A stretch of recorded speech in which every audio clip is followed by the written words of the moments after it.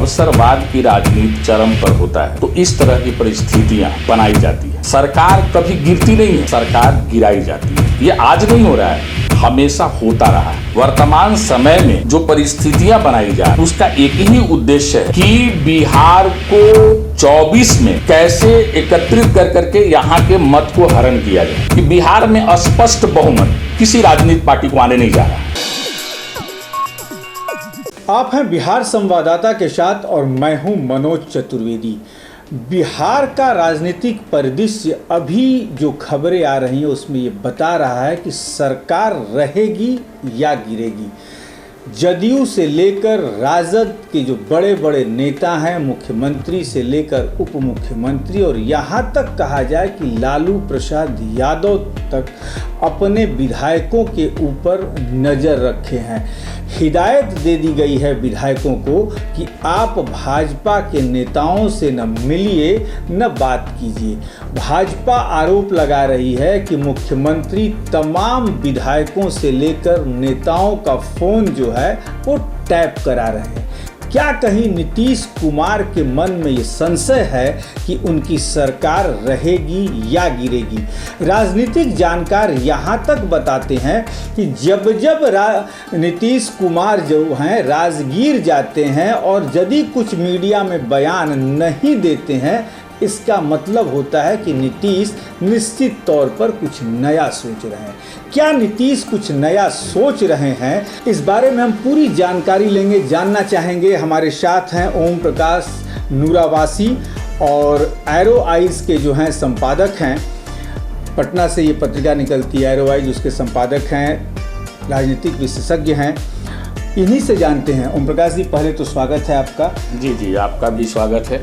और सबसे बड़ी बात ओम प्रकाश जी, क्या कहना चाहेंगे? आप तो 10 साल करीब 15 साल हो गए और राजनीतिक गलियारों को आप देख रहे हैं, इस बार भी नीतीश संशय में है। देखिए, एक्चुअली जब भी अवसरवाद की राजनीति चरम पर होता है तो इस तरह की परिस्थितियां बनाई जाती हैं। सरकार कभी गिरती नहीं है, सरकार गिराई जाती है, क्योंकि वैसे लोगों को अवसर मिले जो राजनीति अवसर के तलाश में रहते हैं। वर्तमान परिप्रेक्ष्य जो बिहार के साथ हो रहा है, ये आज नहीं हो रहा है, हमेशा होता रहा है। आप शुरू में देखते होंगे कि जब जब चुनाव लड़ना होता है तो सारी पार्टियों को एक जगह इकट्ठा किया जाता है। ऐसा इसलिए कि समीकरण जीत का बन सके। जब पार्टियां जीत कर करके एक साथ बैठती है तो महीने, 2 महीने, 3 महीने के बाद लोगों में विरोधाभास उत्पन्न होने लगता है और लोग अवसर की तलाश में रहते हैं कि हमको मंत्री बनाया जाए, हमको मंत्री बनाया जाए, हमको मंत्री बनाया जाए, क्योंकि वो विधायक नहीं होते हैं, अवसरवाद के पोषक हो जाते हैं। बिल्कुल। और बिहार हमेशा इसका शिकार होता रहा है।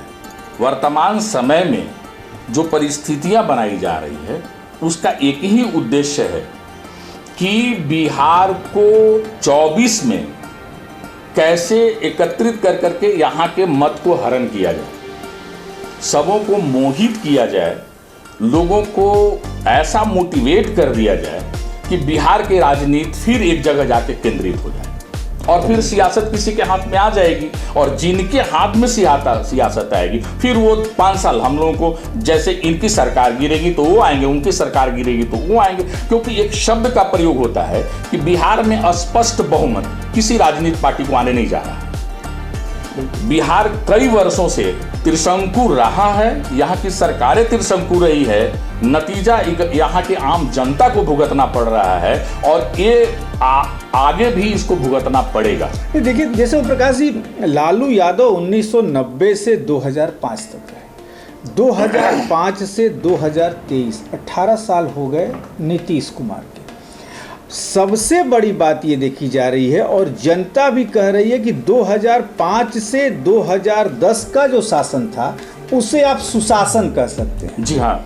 लेकिन 2005 के बाद जो शासन है वो सुशासन नहीं है। सत्ता जो है वो नीतीश कुमार के 9 रत्न हैं, उनके हाथों में चली गई और सत्ता उन्होंने ही चलाई। ये कितनी तक सच्चाई है कि 9-10 IAS मिलके पूरी बिहार की सत्ता को चला रहे हैं? ये कभी भी ऐसा ही रहा है। कभी भी बिहार की सरकार जो है वो यहाँ के नेता नहीं चलाते हैं, जो आईएएस लॉबी है वही चलाते हैं। नहीं, कांग्रेस के समय तो कांग्रेस के जो आप जब 2005 के पहले जब कह सकते हैं, सर, 1990 के पहले एक समय था जो केवल वोट विकास पर होती थी। एक समय है, नहीं, वोट विकास पे होता था 1990 के पहले। सर मेरी बात पहले सुनो। हाँ। एक समय था जो वोट विकास पर होता था, आज समय है जो वोट जात पर हो रहा है। बिल्कुल। तो जहां जात और जमात की राजनीति हो रही है वहां विकास गौण हो जाता है। और बिहार में ये जो आप सुशासन के बाद जो आप कह रहे हैं, ये केवल मतहरण का खेल खेला गया है। 2010 के बाद जी हाँ, मतहरण का खेल खेला गया है। मतहरण केवल वो वोट बैंक ये टीन में या मतपेटी में जो मत होता है उसको लूटने का मतहरण नहीं कहते हैं। माने इमोशनल ब्लैकमेल कर करके भी वोट हड़पने का काम बिहार में होता है। आप कहीं ये तो कहना नहीं चाह रहे हैं कि वो लालू का डर दिखा के, जो 2005 से लेके 2023 तक लालू का डर दिखा के मतों का अपहरण किया गया कि वो फिर वही हो जाएगा, फिर वही हो जाएगा और फिर वही हो जाएगा।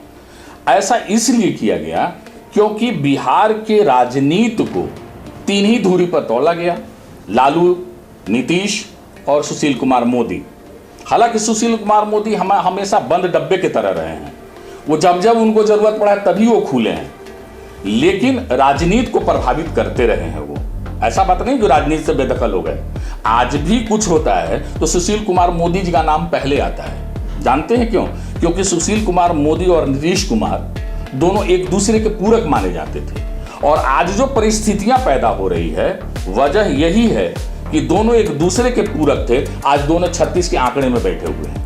नतीजा जो अलग पक्ष होता है उसको बार बार भय लगता है कि कहीं फिर से नीतीश जी भाजपा में न चले जाएं और हम सत्ता से बेदखल हो जाएं। मतलब कहने का आपका ये है कि यदि सुशील मोदी होते तो आज ये जो नौबत बिहार में आई है, 10 महीने करीब हो गए राजद के साथ नीतीश जी ने सरकार बनाई, तो ये नौबत नहीं आती। सवाल उत्पन्न होता है क्योंकि ये दोनों नीतज्ञ थे, विशेषज्ञ थे, और अभी जो लोग राजनीति में हैं वो अवसरवाद में हैं, क्योंकि उनको लगता है कि अगर ये हट जाएंगे, दूसरे साथ जुड़ जाएंगे तो हमको मिल जाएगा मंत्री बनने का मौका।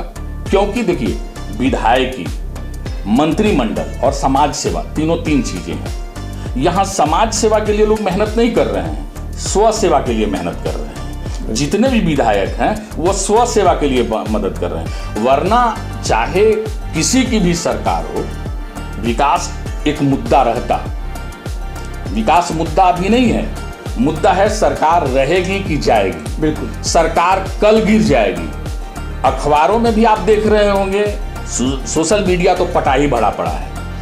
क्योंकि ये ऐसा इसलिए माहौल पैदा किया जा रहा है क्योंकि नीतीश कुमार चाहे संबंधित सरकार दबाव में आए, आप कोई अनाप शनाप कदम उठा दे और दोनों के बीच में विभेद हो, अलायंस टूटे, सरकार गिरे और फिर से सरकार बने या फिर मध्यावधि चुनाव हो जाए, तो हमको मौका मिल जाएगा। आशा क्या है? क्या मध्यावधि चुनाव ज्यादा ये तो हो रहा है कि कहीं सरकार गिरी तो नीतीश कुमार मध्यावधि चुनाव नहीं, 2024 के विधानसभा के चुनाव के साथ ही चुनाव कराएंगे और कुछ दिन अभी टालना चाहते हैं। राजनीति में कुछ भी संभव है।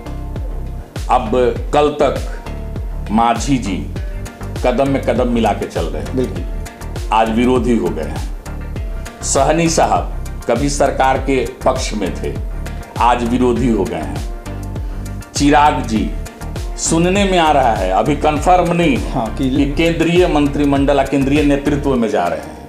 तो ये 4 महीने 6 महीने के लिए आप क्यों जा रहे हैं? अगर चिराग ने मना कर दिया है, चिराग ने कहा कि नहीं, पहले सब कुछ तय कर लीजिए कि कितनी लोकसभा में आप तो ये उनकी बड़कपन देंगे, ये उनकी बड़कपन है बिहार की राजनीति की। अगर चिराग ने परसों मना कर दिया इस बात जी, तो ये उनकी बड़कपन। लेकिन आपको हमें बीच में रोक के एक चीज और पूछ लेना चाहूँ कि 16 पार्टियां पिछले 23 तारीख को 23 जून को जुटी थी यहाँ पे। अब इन पार्टियों की 24 पार्टियां, माने 8 पार्टियों को और ज्यादा न्योता दिया गया यहाँ, और इस बार कांग्रेस कर रही है सब कुछ। तो कांग्रेस ने मुस्लिम लीग को भी इस बार बेंगलोर में बुलाया है महागठबंधन की बैठक के लिए। एक चीज समझ में नहीं आता कि नीतीश जी क्यों छोड़ दिए, मुस्लिम लीग को नहीं बुलाए और भी जो तमाम पार्टियां थी उनको नहीं बुलाए। क्या उनको ये कहीं भय बिहार में सता रहा था कि बिहार में बुलाएंगे तो लालू यादव या उनका जो पक्ष है, क्योंकि लालू हमेशा एमवाई फैक्टर पे चले, तेजस्वी जब आए तो उन्होंने ए टू जेड फैक्टर शुरू किया, लेकिन ए टू जेड फैक्टर तेजस्वी का कहीं काम नहीं आया। दो विधानसभा के उपचुनाव हुए, उसमें तेजस्वी फेल मार गए, तो फिर से एमवाई फैक्टर पे। तो क्या कहीं नीतीश राजद के दबाव में और भी जो छोटी छोटी पार्टियां हैं जो मुस्लिम वोटों को का बिखराव कर सकती, उनको यहाँ नहीं बुलाया था उन्होंने? देखिए, एक्चुअली अभी कुछ भी कह लिया जाए, नीतीश कुमार पर राजनीतिक दबाव तो है, एकदम दबाव है। अन्यथा किसी भी सवाल अगर उनसे स्पष्ट तरीके से पूछा जाता है तो उनका शुरू से आज तक एक ही जवाब रहा है, हमें पता नहीं है। पता नहीं आपको कैसे पता चल गया? आप लोग तो देख ही रहे हैं। आप तो देख ही रहे हैं। बिल्कुल। ये कॉमन जवाब उनका रहा है। बिल्कुल। तो ये वही जवाब दे सकता है, स्पष्ट नहीं बोल सकता है, जिस पे किसी न किसी तरह का राजनीतिक दबाव है। जहां तक रही 64 और 24 पार्टियों का संगठन का, वहां 44 पार्टियां एक साथ बैठ जाए, जब तक नीति और नियति सही नहीं होगी, किसी भी तरह का संगठन और किसी तरह का बैठक सफल नहीं होगा। और जब 3 पार्टी मिलकर करके राज्य की सत्ता को नहीं चला सकते हैं, तो 64 पार्टी मिलकर करके केंद्र की सत्ता चला लेंगे, ये गारंटी नहीं है। ये राजनीति कहीं से ये अवसर नहीं ऐसा देता है। अटल बिहारी वाजपेयी ने करीब 13 पार्टियों को लेकर चला। 13 पार्टी। अटल बिहारी वाजपेयी एक समय था जिस समय लोग अवसरवाद की राजनीति नहीं, समाज कल्याण की बात देखते थे। आज बिहार को ही देख लीजिए ना, अगर विकास के दृष्टिकोण से देखिएगा तो 2010 के बाद विकास के दृष्टिकोण से देख लीजिए। एक लोग बोलते हैं कि बिहार में औद्योगिक पृष्ठभूमि नहीं है, क्या शैक्षणिक पृष्ठभूमि है? बिल्कुल नहीं। तब बिहार में जब शैक्षणिक पृष्ठभूमि नहीं है, औद्योगिक पृष्ठभूमि नहीं है, तब पृष्ठभूमि तो तैयार किया जाता है। तो केवल राजनीतिक पृष्ठभूमि खड़ा कर देने से यहाँ के जन कल्याण तो नहीं हो सकता है। तो हमको सबसे पहले सरकार गिरेगी कि रहेगी, इस पे चर्चा करने से ज़्यादा बेहतर है कि यहाँ का पृष्ठभूमि तैयार किया जाए, चाहे औद्योगिक पृष्ठभूमि हो चाहे शैक्षणिक पृष्ठभूमि हो, इस पर ज़्यादा ध्यान दिया जाएगा, तब जाकर के राजनीतिक पृष्ठभूमि लेकिन प्रकाश जी, जो आपने बात कही शैक्षणिक या औद्योगिक, इसमें भी तो बिहार के जो वोटर हैं वो जातिवाद पर ही बिखर जा रहे हैं। कोई बिहार की तरक्की के लिए आज तक वोट नहीं करता है। क्यों? इसीलिए नहीं करते हैं क्योंकि उन है जैसे ही इलेक्शन आएगा, जनसंख्या क्या बोलते हैं उसको, जनगणना होगी, और जिस सभा में, विधानसभा में या लोकसभा में जिस जाति का बहुलता अधिक होगा, लोग उसी जाति को वहां प्रतिनिधि दे देंगे। नतीजा होता है जो उससे कम जाति वाले लोग हैं वो वहाँ पीटे जाते हैं, कहते हैं चलो फिर उसी जाति का वोट मिल गया है और उसी जाति का नेता आ गया है, तो वहाँ मजबूर किया जाता है जाति पर वोट देने के लिए। मतलब ये है कि जब तक बिहार जातिवाद से ऊपर नहीं उठेगा तब तक बिहार का कोई भी कल्याण नहीं कर सकता। और ये हम तमाम चुनावों से देख रहे हैं। और इस बार जो जनगणना, जातिवादी जनगणना पर जिस पर कि हाईकोर्ट ने स्टे लगा के रखा है, वो भी जो है यही कहीं मंशा थी कि तमाम जो जातियां हैं उनका आंकड़ा निकल जाए और विधानसभा में प्रतिनिधि देने में बड़ी सुविधा हो कि किस बिरादरी का कौन सा वोट है, बिरादरी का खेल है, जनगणना क्या होगा। सबसे बड़ी बात है कि जो राजनीतिक परिदृश्य बना है, 15 तारीख तक अभी विधानसभा चलेगी और सबकी जुबान पर यही एक बात है कि सरकार गिरेगी या रहेगी। नीतीश कुमार के दिमाग में कहीं कुछ ऐसा तो नहीं चल रहा जिससे कि वो गच्चा लालू यादव को भी कहीं दे सकते हैं, जो उनकी फितरत में हमेशा रहा है। लेकिन नीतीश कुमार के दिमाग को जानना अच्छे अच्छे राजनीतिक पंडितों के कूबे के बाहर की बात है कि नीतीश कुमार कब क्या फैसला ले लेंगे। तो चलते चलते अंतिम टिप्पणी चाहूँगा, क्या सरकार पूरी चलेगी? आपके राजनीतिक जो लोग हैं वो क्या कह रहे हैं, आपके सूत्र क्या बता रहे हैं? देखिए, अभी तो ऐसी संभावना नहीं दिख रही है कि सरकार गिर जाएगी, कोई संभावना नहीं है। नहीं, लालू यादव तक ने कह दिया अपने विधायकों को कि एकदम सचेत रहो। वो हमेशा इसलिए कहा जाता है कि विधायक और अवसरवाद दोनों साथ साथ चल रहा है बिहार में, तो ऐसा न लगे उनको कि हमारा जो कुनबा है वो बिखर जाए हवा में। तो हवा इसीलिए दी जाती है क्योंकि वो बिखरे या तो निखरे। अंतिम सवाल ओम प्रकाश जी, एक छूट रहा था, तेजस्वी को क्या सत्ता सौंपेंगे नीतीश कुमार?